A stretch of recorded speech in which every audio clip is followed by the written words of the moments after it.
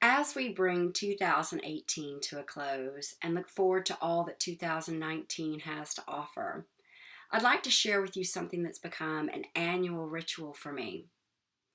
As I'm setting my intention for the year to come and all that I hope to accomplish, I also take time to look back on the year that's passed, marking the key moments that mattered. What were some of the milestones or achievements that I'm celebrating? And what were some of the things that happened, maybe not the way I planned, that proved to be learning experiences for me? And there's one that is in both categories for me this year, and it's producing videos for social media. The first time I did that was in February at the recommendation of a friend who said, as a professional speaker, you really should be putting content out on social media via video. So on a whim, I took 5 or 10 minutes, recorded something off the top of my head, and put it out there. Imagine my surprise when 11,000 people on one channel alone saw that video. I was shocked. And then the inner monologue started, saying, going forward, I really should take this a bit more seriously and make sure that it's perfect before I put it out there. So the next video I recorded took over 3 hours to get 3 minutes because it wasn't quite right. And then I was watching someone else who was producing quite a lot of video for social media that I really admired. And the advice I received was, if you can't do it in 2 or 3 takes, just stop.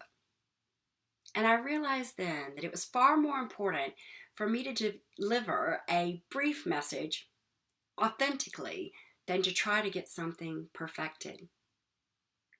But how often do we see images or videos on social media that look so fantastic? And what ends up happening is that we compare our day-to-day lives with someone else's showreel, which is pretty unrealistic.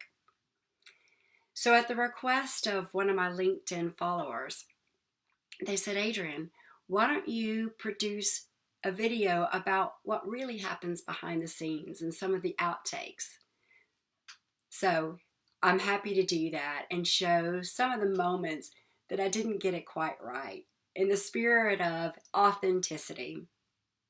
But before I do that, I'd love to hear from you. As you reflect back on 2018, what were some of the things that you're celebrating as accomplishments? And some of those things that proved to be learning experiences for you? And what are your intentions that you're setting for 2019? Whatever they are, I hope it brings you much success and good health. Enjoy these outtakes, and I wish you all the best.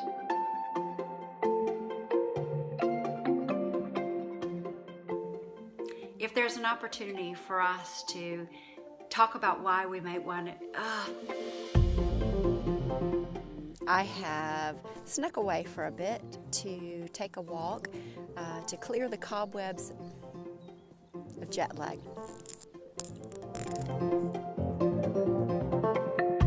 At the suggestion of a friend of mine who said, if you're planning to be a public... When I think back about how many people... It's more of that fear, and the uncertainty often leads to anxiety that can show up in a workplace